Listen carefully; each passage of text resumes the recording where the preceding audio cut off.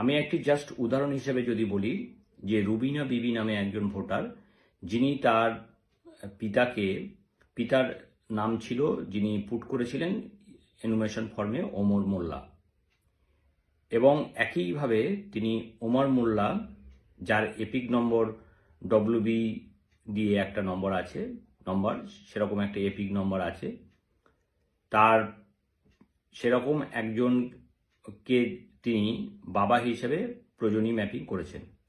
সেখানে 2002-এর তথ্য, বাবার যে তথ্য সেখানে দেওয়া আছে, তথ্যতে ওমর মোল্লা, তার এপিক নম্বর, তার আত্মীয়ের নাম অর্থাৎ পিতার নাম, এক্ষেত্রে তাহলে হচ্ছে যিনি ইলেক্টর তার দাদুর নাম ওখানে থাকবে, জেলা, রাজ্য, বিধানসভা ক্ষেত্রের নাম, নম্বর, পার্ট নম্বর এবং সিরিয়াল নম্বর সবই কিন্তু আপনি পূরণ করেছেন এখানে।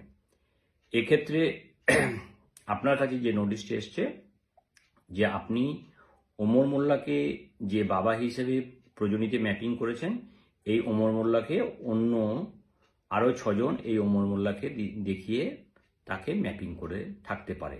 এটাই হচ্ছে এই যে ভুল সংযোগের যে সন্দেহ এখানে তৈরি হয়েছে। এক্ষেত্রে আমার করণীয় কি? আমি যে নোটিশ পেলাম রুবিনা বিবি, আমার এক্ষেত্রে কি করণীয়? এক্ষেত্রে প্রথমেই বলি, আপনাকে হিয়ারিংয়ের জন্যে আপনাকে যে সমস্ত জিনিসপত্র বা কাগজপত্র বা ডকুমেন্টস আপনাকে রাখতে হবে কাছে, সেক্ষেত্রে হচ্ছে যে আপনার বাবা যে ওমর মোল্লা, এই সংক্রান্ত একটা তথ্য এখানে কি রাখতে পারেন।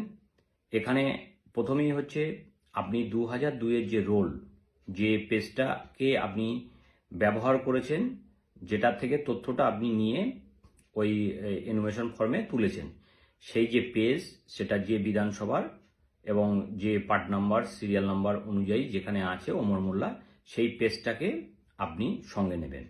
অর্থাৎ 2002-এর ইলেকট্রাল রোল যেখানে আপনার বাবার তথ্য আছে, সেই পেজটা আপনি নেবেন। 2 নম্বর হচ্ছে কি, আপনার কাছে আপনার আধার কার্ড থাকবে।